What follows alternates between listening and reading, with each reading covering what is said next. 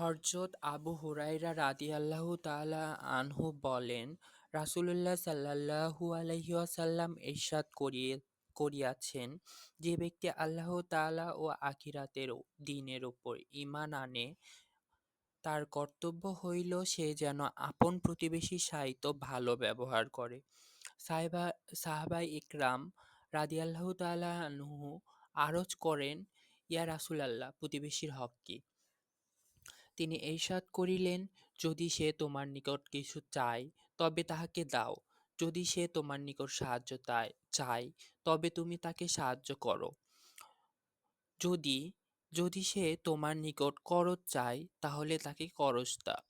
যদি সে তোমাকে দাওয়াত করে, তবে উহা কবুল কর। যদি সে অসুস্থ হইয়া পড়ে, তবে তাহাকে দেখিতে যাও। যদি তাহার ইন্তেকাল হইয়া যায়, তবে তাহার জানাজায় সঙ্গে যাও।